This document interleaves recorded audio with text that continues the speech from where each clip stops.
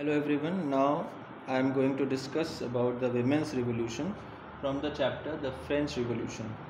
तो रिवोल्यूशन के बाद यानी फॉल ऑफ बेस्टाइल और टेनिस कोर्ट ओथ, इसके बाद विमेन की क्या डिमांड्स थी, क्या उनकी सिचुएशन थी फ्रांस में, उस पर अब हम बात करेंगे. From the very beginning women had been active participants in the events which eventually brought about fundamental changes in the French society. Revolution के समय भी जो विमेन का पार्टिसिपेशन था वो काफ़ी अच्छा था और शुरुआत से ही विमेन ने उसे पार्टिसिपेट किया, जबकि एक्टिव सिटीज़न और पैसिव सिटीज़न का कॉन्सेप्ट पहले से था. लिमिटेड मैनर में उनका पार्टिसिपेशन रहता था, बट वो पार्टिसिपेट करती थी. Most women of the third state had to work for a living. Third state की ज़्यादातर विमेन वर्क भी करती थी वेजेस के लिए, यानी अपनी फैमिली को चलाने के लिए, क्योंकि वार में जो फ्रांस था वो काफ़ी इन्वॉल्व रहता था. जो फ्रेंच मेन थे वो ज़्यादातर वॉर फोर्सेस में रहते थे, तो इस वजह से उनको लिविंग के लिए वर्क करना पड़ता था.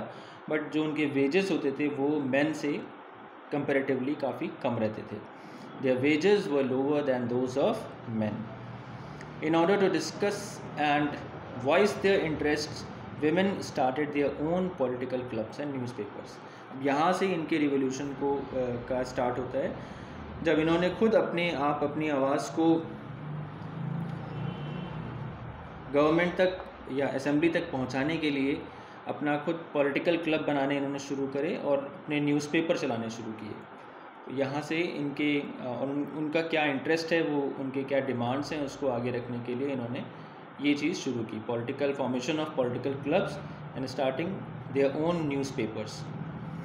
Disappointed with the constitution of 1791. ये सब चीज़ें क्यों इन्होंने की? क्योंकि डिसअपॉइंटमेंट इनको मिला 1791 का जो कॉन्स्टिट्यूशन था उससे. इनको पैसिव सिटीज़न की कैटेगरी में रखा गया और इनको इक्वल राइट्स नहीं दिए गए, वोटिंग राइट्स इनको नहीं मिले, और इस वजह से इन्होंने अपनी डिमांड्स रखनी शुरू की. Disappointed with the constitution of 1791 which they felt had reduced them to passive citizens, women demanded to right to vote, to be elected to the assembly and to hold political office. हर जगह इन्होंने participation की demand रखी, यानी as a member of national assembly भी ये चुने जाएं, ये खड़े हो सकें, वोट ये इलेक्ट हो सकें और राइट टू वोट इनको भी मिले और पॉलिटिकल ऑफिस ये होल्ड कर सकें. तो यानी इक्वल राइट्स की इन्होंने डिमांड की.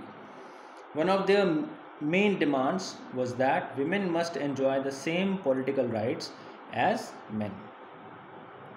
The revolutionary government introduced some measures that helped improve the lives of women. कुछ जो स्टेप्स थे, कुछ मेजर्स उठाए गए जिससे कि इनके डिमांड्स कुछ फुलफ़िल हो सकें और उनकी जो लाइफ में इम्प्रूवमेंट आ सके. क्या क्या किया गया? By creation of state schools, schooling was made compulsory for all girls. Girls के लिए स्कूलिंग कंपल्सरी कर दी गई. Second, their fathers could no longer force them into marriage against their will. और ये भी लॉ में किया गया कि जो फादर्स हैं वो गर्ल चाइल्ड पे फोर्स नहीं करेंगे कि किसके साथ उनकी मैरिज होनी है या कैसे होनी है या कब होनी है. तो ये जो विल है, ये जो इच्छा है, ये उस पर्टिकुलर गर्ल की होगी अब. ठीक है, फादर या घर के जो एल्डर हैं वो उन पे फोर्स नहीं करेंगे. Third, divorce was made legal. Divorce को लीगल डिक्लेयर किया गया and could be applied for by both women and man. Man के साथ साथ विमेन भी डिवोर्स के लिए अप्लाई कर सकती थी. तो ये जो डिवोर्स के राइट थे ये भी विमेन को दिए गए. Women could now train for jobs, could become artists और रन स्मॉल बिजनेसेस. तो स्कूलिंग जहाँ शुरुआत की गई गर्ल्स के लिए कंपलसरी कर दी गई, वहीं पे इनको टेक्निकल ट्रेनिंग या इस तरीके की मैनेजरियल जो ट्रेनिंग होती है वो भी, ट्रेनिंग इंस्टीट्यूट्स भी इनके लिए खोले गए. इनको ट्रेनिंग भी दी गई ताकि अपनी ये कोई नई जॉब खुद शुरू कर सकें, कोई नया बिज़नेस शुरू कर सकें और फाइनेंशियली ये सेल्फ डिपेंडेंट हो सकें. तो इसके लिए इनकी ट्रेनिंग भी स्टार्ट हुई. डिस्पाइट दीज, अब ये सारे मेजर्स तो गवर्नमेंट ने किए, स्कूलिंग कंपलसरी करी और डिवोर्स राइट्स दिए, फादर का जो फोर्स नहीं रहेगा मैरिज पे, तो ये भी इन्होंने एश्योर किया। विमेन की ट्रेनिंग पर भी इन्होंने फोकस किया, लेकिन अभी तक जो वोटिंग राइट्स थे वो अभी तक नहीं मिले थे। 1791 का कॉन्स्टिट्यूशन से लॉन्च हो चुका था, काफ़ी सारे चेंजेस बीच में आए, बहुत लंबा पीरियड स्ट्रगल का हुआ, कई चीज़ें अभी हमें और अभी देखनी है। बहुत ज़्यादा चेंजेस फ्रांस में आए पॉलिटिकल और सोशल एटमॉस्फेयर में, लेकिन जो वोटिंग राइट मिले वो 1946 में मिले। It was finally in 1946 that women in France won the right to vote.